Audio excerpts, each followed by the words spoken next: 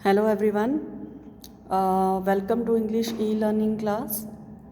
In our first video, we have seen that topic narration has been started, in which I have told you what is direct speech, what is indirect speech, what are the different parts in the direct speech, reported verb and reported speech.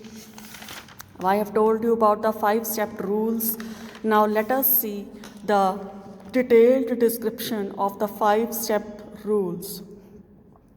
So first step which we have discussed for changing the direct speech into indirect speech is the change in the reported verb. मैंने आपको बताया था reported verb comma से पहले जो verb आया होता है वो reported verb होता है. तो जब इसको हम चेंज करते हैं, ये कैसे चेंज होता है उसकी अब हम डिटेल पढ़ेंगे. तो change in the reported verb case में दो तरह के केसेस होते हैं. एक तो ये कि अगर आपका सेंटेंस जो आपकी डायरेक्ट स्पीच लिखी है वो सिंपल स्टेटमेंट फॉर्म में है. सिंपल स्टेटमेंट मीन्स जिसके एंड में फुल स्टॉप लगा हुआ है, फुल स्टॉप लगा हुआ है, वो आपकी सिंपल स्टेटमेंट है. तो उसके अंदर ऐसे केसेस में आपका रिपोर्टेड वर्ब कैसे चेंज होगा, मैंने आगे एग्जांपल्स भी लिए हैं. एक इंटरोगेटिव का लिया है और एक सिंपल स्टेटमेंट का लिया है. तो अगर आपका सिंपल स्टेटमेंट में से टू लिखा है, सपोज यहाँ पर हरीश से टू माया लिखा है मान लो, तो से टू का जब हम इनडायरेक्ट स्पीच बनाएंगे तो उसका क्या बनता है, टेल्स बनता है. से टू का क्या बनता है, टेल्स. अगर यहाँ पर रिपोर्टेड वर्ब हमारा सेड टू लिखा है तो सेड टू किस में बदलता है, टोल्ड में बदलता है. याद रखो सिंपल स्टेटमेंट में सेड टू का टोल्ड बनता है. अगर यहाँ पर से या सेड लिखा है विदाउट टू, मतलब अगर यहाँ पर हो हरीश सेड आगे टू, अगर हमें आगे लिसनर नहीं पता कि हरीश किससे बात कर रहा है, हरीश सिर्फ बोल रहा है, हरीश सेड आएगा. अगर यहाँ पर से या सेड है तो यहाँ पर कोई चेंज नहीं होगा. ठीक है, मतलब से said without to no change, say to tells, said to told बनेगा. अब हम पहले इसी का एग्जांपल देखते हैं सिंपल स्टेटमेंट केस का. मैंने हाफ सेंटेंस लिया है, मतलब फुल सेंटेंस इंफॉर्मेशन मैंने रिपोर्टेड स्पीच नहीं लिखी है क्योंकि अभी मुझे सिर्फ रिपोर्टेड वर्ब समझाना है आपको. तो डायरेक्ट स्पीच पे मैंने एग्जांपल लिया है हरीश सेड टू माया. अब यहाँ पर हरीश क्या है, स्पीकर है जो बोल रहा है. सेड टू क्या है, रिपोर्टेड वर्ब है. माया क्या है, लिसनर है, मतलब वो ऑब्जेक्ट है. तो यहाँ पर अब हम रिपोर्टेड वर्ब को देखेंगे कि डायरेक्ट से इनडायरेक्ट स्पीच में ये सिंपल स्टेटमेंट थी क्योंकि आगे जो रिपोर्टेड स्पीच है वो मेरी फुल स्टॉप में है. इसके आगे आप कुछ भी लिख सकते हो, Harish said to Maya, this is my pen, कुछ भी आप लिख सकते हो. तो मैंने सिंपल एग्जांपल लिया है. तो हरीश एज इट इज़ आ गया हरीश, माया अगेन. नेक्स्ट सेड टू किस में बनेगा, अभी हमने रूल पढ़ा है, सेड टू किस में बनेगा, टोल्ड में बनेगा. तो हमेशा रखो हरीश टोल्ड माया. आगे क्या बनेगा वो हम अगले स्टेप में देखेंगे. अब हम चलते हैं इंटेरोगेटिव केस में.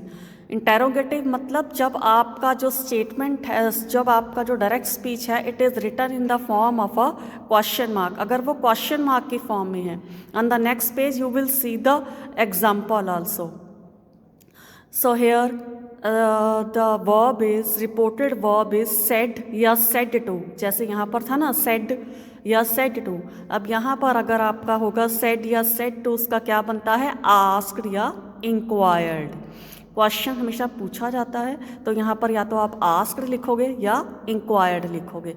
अगर यहाँ पर say या say to होगा तो क्या आएगा, ask आएगा. मतलब सिंपल बात है, अगर फुल स्टॉप वाला सेंटेंस है तो आपने टोल्ड लिखना है, अगर क्वेश्चन मार्क वाला सेंटेंस है तो आपने आस्क्ड लिखना है, इंक्वायर्ड लिखना है या आस्क लिखना है. अब हम इंटेरोगेटिव का एग्जांपल देखते हैं. Example of interrogative form. अब यहाँ पर डायरेक्ट स्पीच में हमने एग्जांपल लिया है, Sheena said to Ali comma inverted commas where is your book. अब देखो यह क्वेश्चन मार्क वाला स्टेटमेंट है तो मतलब ये इंटेरोगेटिव फॉर्म है. डायरेक्ट स्पीच हमारी इंटेरोगेटिव क्योंकि शीना जो है वो अली को क्वेश्चन पूछ रही है. अब इसमें पार्ट्स देखते हैं डायरेक्ट स्पीच में. शीना हमारी स्पीकर है, सेड टू क्या है हमारा? Reported verb. Reported verb Ali listener है। अब हमें रिपोर्टेड वर्ब भी अभी देखना है, तो हम इसी पर अभी फोकस करेंगे, बाकी सेंटेंस अभी छोड़ दो। तो या जब हम इसको डायरेक्ट स्पीच को इनडायरेक्ट स्पीच में बनाएंगे, I D here means indirect speech. जब आप इनडायरेक्ट स्पीच में बनाओगे तो क्या बन जाएगा? शीना सेड टू का क्या बन गया? आस्क्ड बन गया। शीना सेड टू का क्या बन गया? आस्क्ड बन गया। शीना आस्क्ड अली।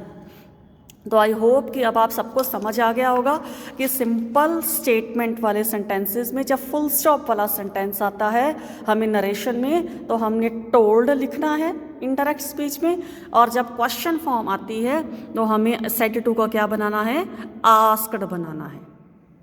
बहुत सिंपल है, इसको याद रखना। नेक्स्ट स्टेप जो है हमारा वो है change of the person in the reported speech. मतलब हमें प्रनाउन को कैसे चेंज करना है।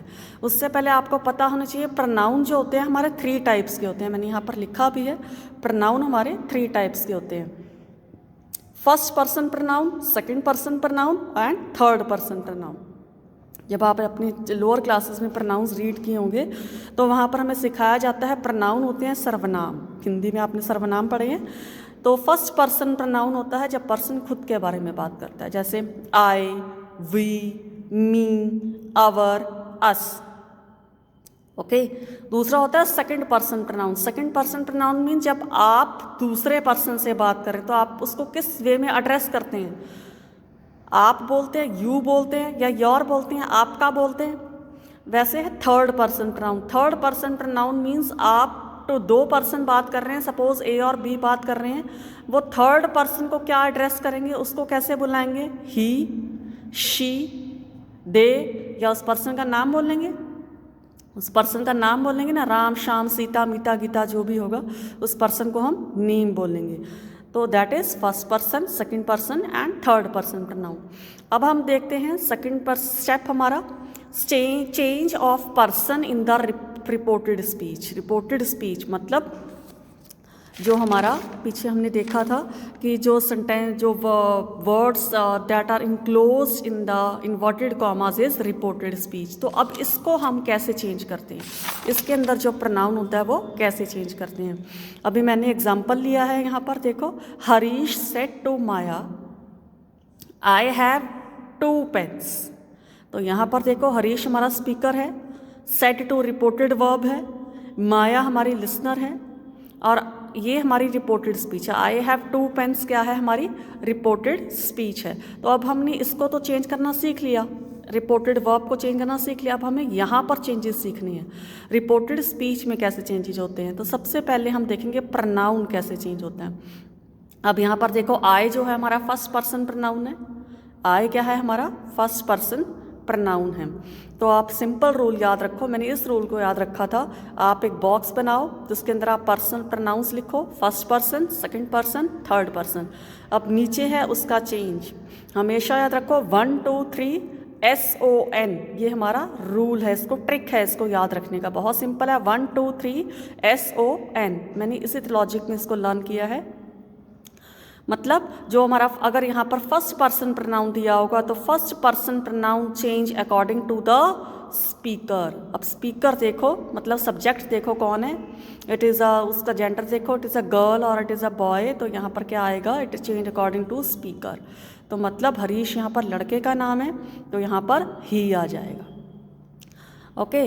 नेक्स्ट इज अगर यहाँ पर यू होता, यू मान लो यहाँ पर सेकंड पर्सन प्रनाउन दिया था you, second person pronoun change according to listener, वो लिसनर के अकॉर्डिंग चेंज होता है। थर्ड पर्सन, आज सपोज यहाँ पर किसी का नाम दिया होता, मीरा का नाम दिया होता, सीमा का नाम दिया होता, तो third person pronoun there is no change. So first person change according to speaker, second person change according to listener and third person change according to third person there is no change. Now in the next video I am going to show you more example how to change the persons.